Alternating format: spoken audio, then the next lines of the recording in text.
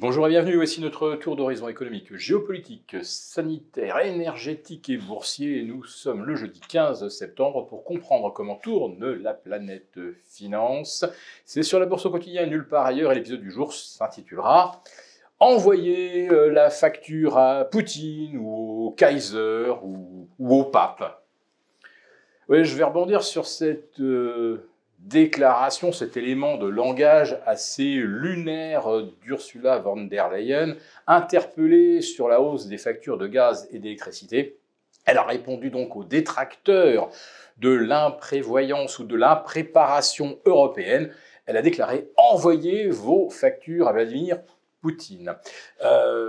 Sachant que les prix du gaz, de l'électricité avaient déjà commencé à exploser à l'automne 2021, comme je l'avais d'ailleurs expliqué, c'était dû à la fermeture de nos centrales nucléaires, c'était dû à une soudaine poussée de demande énergétique de la part de l'industrie allemande. Et puis bien sûr là-dessus, c'est greffé la guerre en Ukraine et notre décision unilatérale de boycotter le pétrole et le gaz russe, boycott que nous n'avions jamais envisagé naturellement contre l'Arabie saoudite ou contre n'importe quelle pétromonarchie au cours des 50 dernières années.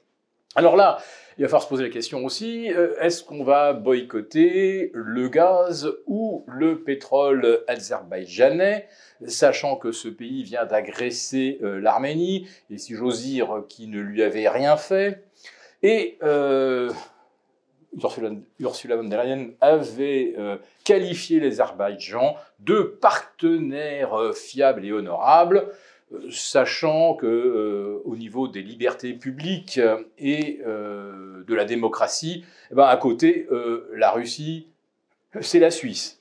Alors, je n'ai absolument rien contre les citoyens azéris que je salue, mais voilà, l'histoire est en train de s'écrire sous nos yeux.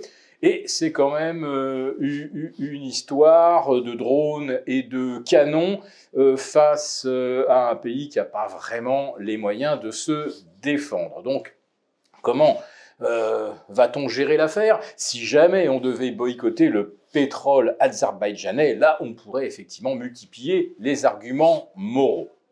Quant à demander d'envoyer la facture aux responsables supposés de nos problèmes, pourquoi pas effectivement renvoyer la facture charbon-acier au Kaiser qui s'était emparé après la défaite de Sedan de nos mines lorraines, et pourquoi pas envoyer également la facture au pape pour toutes les guerres de religion qui nous ont coûté, comme on dit, une blinde, et je ne parle pas des croisades.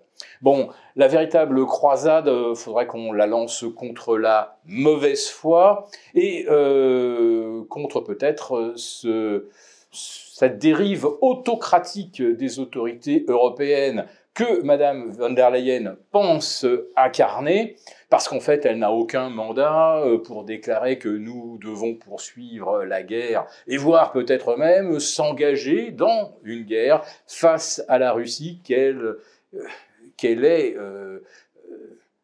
la mention dans son mandat de cette capacité à nous entraîner dans une guerre qui, pour le coup, risque de nous entraîner là aussi. Donc plus de privation, plus de pénurie, en imaginant que chacun soit suffisamment raisonnable pour en rester à un conflit conventionnel et non pas nucléaire.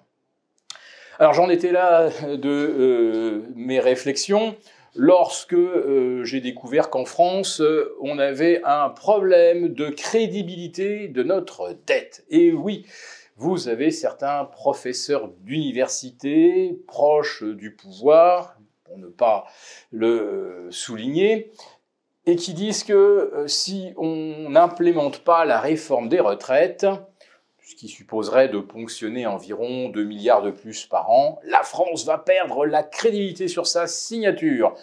Parce qu'un bouclier fiscal qui va nous coûter 50 milliards, ça, ce n'est pas quelque chose qui peut nous valoir le scepticisme de nos créanciers. Et je ne parle pas de notre déficit du commerce extérieur, qui va s'élever à 130 milliards en 2022, ce qui est le record, évidemment, toute catégorie.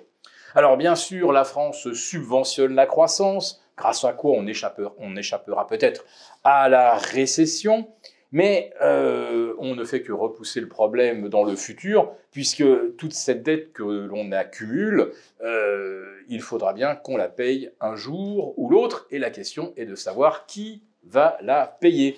Probablement pas les gens qui prennent les décisions, qui nous ont mis dans ces situations. Alors quand je parle des gens, les dirigeants actuellement en poste et qui ne le seront peut-être plus dans quelques années. Alors, est-ce qu'on se dira, envoyons la facture à Angela Merkel pour de mauvaises options énergétiques? Est-ce qu'on dira, envoyons la facture à notre président pour avoir laissé nos centrales nucléaires en déshérence, puisque de toute façon, il avait été décidé qu'on allait les arrêter? Tous ces déficits, à un moment ou à un autre, oui, nous vaudront certainement un renchérissement du coût de notre dette, du coût de l'argent, donc. Et ça, vous le savez, si l'argent devient cher, ça devient plus difficile pour spéculer. Et c'est probablement la raison du trou d'air qu'on a observé mardi après le CPI américain, c'est qu'on a soudain pris conscience qu'effectivement, l'argent à très court terme coûterait probablement entre 4 et 4,25%. Les 4%, je ne les invente pas, puisqu'on les a déjà sur les emprunts à 12 mois aux États-Unis. On est aux alentours de 3,80 sur le 6 mois et à peu près autant sur le 2 ans.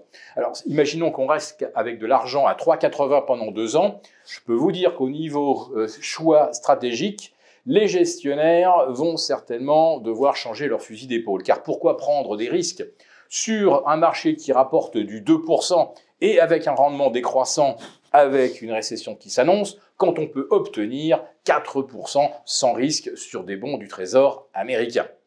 Alors, ça vaut évidemment pour les États-Unis. En Europe, on n'en est pas là. Pour l'instant, l'argent ne coûte que 1,50 ou 150 points de base face à une inflation à 9. Je dois dire que ceux qui s'endettent, ils se mettent encore 7,5% dans la poche. Mais est-ce que s'endetter pour acheter des titres en bourse sera un bon calcul? Ça, je commence à en douter sérieusement. Si cette vidéo vous a plu, n'hésitez pas à nous mettre un pouce et rendez-vous demain avec nos abonnés désaffranchis pour le live.